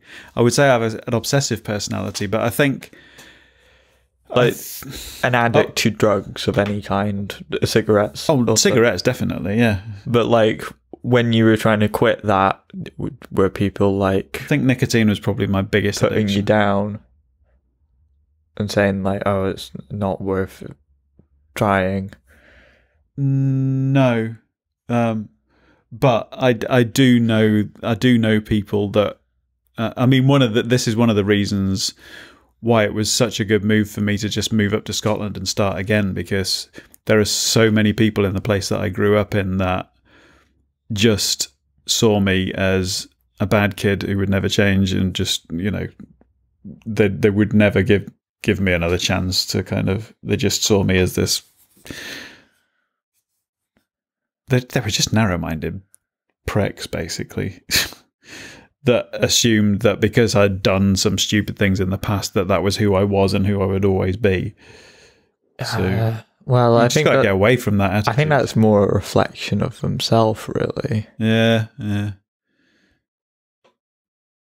I mean, you know, having kids and bringing a family up changes you like nothing else, but it didn't have to, I suppose. I mean, some people start a family, have kids, and don't rise to the challenge. You know, they don't respond to that well. I think so I'm going to pat myself on the back about it. I mean, I'm not a parent, so I'm speaking without authority here, really. But I think a lot of people sort of have that attitude of discipline when it comes to parenthood that, like, has been proven not to really work the way a lot of people seem to think it does. A lot of that sort of tough love thing, or like even hitting kids, like that sort of thing, and restricting their freedom, I guess. It just feels like that's, I don't think that generally goes well, and I think a lot of people sort of over try and correct things to like make their kids behave, one of the ways rather than letting them be themselves. No, I'm not saying you do that. That's one of the ways that society's had it wrong, in that it's always and traditionally been more about punishment than rehabilitation. Yeah. It's about revenge, you know? And at the end of the day, that doesn't help society. I mean, it's like, you know, that there's a reluctance to help the individual who's committed the crimes, because there's this kind of, you know, they're a sinner, they don't deserve it kind of thing. But at the end of the day, that's not what, you know, why are you sending someone to prison? It's to improve society. You're not better off improving that person so you can reintegrate them. We are nearly at the time that we'd normally stop this, but I just thought of a video to show you. It's not specifically about this necessarily, but I think it could apply to this. Yeah. About speech Julius Caesar gave. All right, okay. As recorded by one historian. Okay. That's interesting because the Romans had the fasces, didn't they?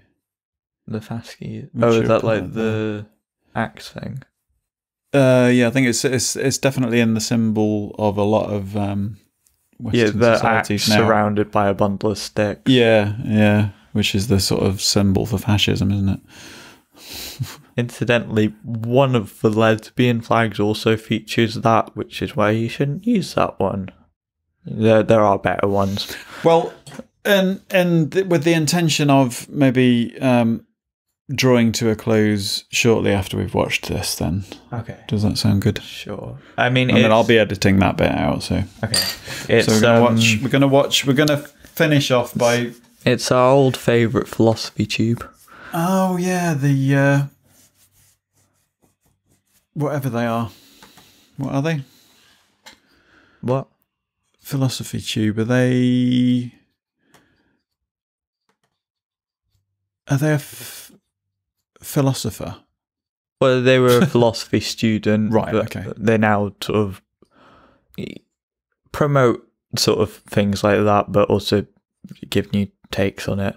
Yeah. But it's logic. It's sort of deconstructing the argument that Caesar actually gave there, but I think it applies to the argument of tolerance. Yeah. I assume you're not going to watch all of it. No. Because it's like over half an hour. Yeah. So it's interesting that you could apply the same thing to society and governments in general as to police, that certain people assume that they have to be in the right because of their position of authority. Explain a bit, because it's like we had a lot cut out. The video is Logic by Philosophy Tube. Can you not? As of recording, it's his most recent video. Basically, taking apart an argument by Julius Caesar on not executing a bunch of conspirators that tried to basically do a coup that were actually executed by the Senate illegally, supposedly. Although it's the sort of thing where it's like looking at it as a historical example, the thing, it's easy to take yourself out of that. I think that's an argument that Donald Trump's kind of made, is that anything that he says or does can't be illegal because he's the president. That's the thing with the police right now, is quite often the argument that they'll use to defend police officers that do kill people, often based on race, for either very minor crimes or often for no crime at all, is that, oh, well, other police officers have done it and nothing happened to them. Qualified immunity. But there's also this kind of... So it assumes that that was the right decision. But there's also this kind of... weren't prosecuted. This kind of implication that the police are the law. Yeah, it's sort of like, well, actually, police themselves aren't always the best at following laws. The studies have shown that they're actually far more likely to be domestic abusers. Yeah, their driving skills leave a lot to be desired as well.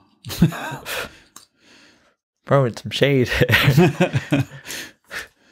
But yeah, there's sort of... I mean, I'm sure it's not an easy job, but that doesn't... I mean, the basic thing, the police thing, there's an interesting... They're human. thing. I think that's the thing, is like everything. You've got to just remember, we're all fallible. Yeah, well... I think that's the thing with like people in US politics going to the Constitution as some ultimate authority. It's like, well, this was written by some weirdos hundreds of years ago too. Like, that's not an extension of that idea that the Bible is divinely inspired? They treat it like the Bible. It's like, what? Like, I've genuinely seen this where like people will go, oh, but that right's not protected by the Constitution, but that one that doesn't make any sense is, so we should go by that because our Constitution has no possible flaws in it, even though by definition the amendments which they defend harshly are the proof that it's not infallible. See, this is the thing, you end up arguing in circles, begging the question with someone that's assuming the very thing that they're arguing. That's the sort of basic premise of the end of that video there. But the actual Caesar bit about executing the conspirators, like on the spot, he argues, oh, we shouldn't do this because it'll set a bad precedent, that sort of thing. I thought it might relate to the idea of tolerance, especially as people seem to sort of think that a minor crime, that's quite a big crime, trying to kill the head honcho of one of the biggest empires in the world. Although at that point, I don't think it was that big, but... it's a big crime I mean, I think anyone that's sort of arguing for death in that case isn't really. But see, that's the thing with like it being Julius Caesar making the argument too, though. Like, he's not necessarily making that for the reasons that we might make that argument, though, as well. It's not about tolerating their crime. It's about I'm not sure what is it. I think he does go into that in some other part of the video that I might have skipped over. Of what his actual motives might have been in doing that, but you never know with politicians. They might be arguing a particular point to achieve the opposite, for all you know. Well, yeah, it's sort of with how every politician talking about the NHS now has to start with, well, let me just start by thanking our NHS for being so brilliant and wonderful, although we're not going to fucking do anything like pay them. It's like, how much do I have to appear to be saying one thing, knowing damn well that it's far enough to actually change It's a something. double think. Yeah, definitely, yeah. And the amount of politicians that you can hear the speeches and go, what a great guy, wonderful, you know, they seem pretty nice, and then you look at their voting record and they're fucking charlatans. Yeah. Charlatans are a good band. Oh, okay. Anyway, my tolerance for this episode is reducing, but only because I'm really up for watching some funny stuff now. But yeah, I hope the episode... It's been a bit of a weird episode. It has, yeah. But I hope it's been entertaining. I'll let you know when I get around to listening to it, which will probably be in the next day or two, actually. Yeah. Oh God, I've got to go through all this again. I might. Oh, who knows? I mean, I don't tend to listen back to him that much recently, at least, because I haven't really been traveling very much. It's quality control. But like, yeah. What was I going to say? Yeah, when I have listened back to it, it's been surprisingly better than it. Well, I think it's because like when you're in the actual situation, like you feel pressured to come up with new ideas, and it's just like when you're listening it back after you've forgotten what you actually said, you just sort of in it. Although usually when I go back and watch our videos, especially if it has you in it, I just want to punch you through the screen half the time. Especially the anniversary. You need to work on your anger issues. Well, I don't actually do it. Do you see the anniversary one was, I must admit that was severe. Anyway, come on, let's end this. Okay. Yeah, I'm out of beer anyway. More beer, yeah. Yeah. Anyway. Go on, you lot. Fuck off, we've run out of beer. Any final thoughts? Yes, let's end the episode. You're very profound today. I've got to get up in the morning. I've got 3 8-hour shifts in the next 3 days. I can't relate.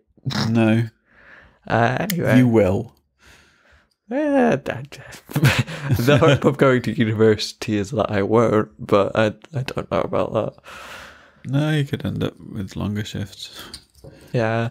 I mean, it's an easy job. I enjoy it because I get to listen to music and podcasts all day. Yeah, but you're performing a vital service to people. Yeah, pizza's important. And to be honest, it's a really nice feeling when you deliver a pizza to somebody and their kids come rushing to the door going, "Pizza, pizza, thank you, pizza man." And you get kids. I actually had someone coming to me the other day because I don't know if you know, but I'm not allowed to say what brand it is. But there is a brand which has an app that tells you the progress of your delivery. It tells you when the pizza's in the oven and it tells you when it's being delivered and stuff. And it says the name of the driver who's on their way to you. And I had some kids come to the door and go, "Thank you, Paul." It's like, makes you feel all special. And appreciated. There we go. Cool. Yeah, that's a nice note to end the podcast on. Yeah. I hope I can make my. I'm not sure how much we've feel actually the same way. I'm not sure how much we've actually talked about tolerance in this episode, but it is sort of the way this sometimes goes. Because I think people are still listening. Yeah, well, we talked about we've had shit episodes and people are still listening. So yeah, well, there must be have really boring lives. We've talked about the whole cancel culture thing before, and I think that's what this episode was intended to be, but I can't be fucking arsed with it because it's not really worth discussing. Come on, let's go. Anyway, my tolerance is out the window. I have been I've been the orbiter. And this has been Breaking Bollocks, episode 66. Tolerance. Lack thereof.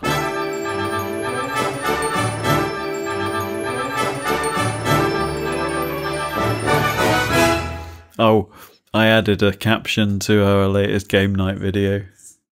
The what? Because you gave me the souvenir for Rome, and you said, it's the Terni fountain, I believe.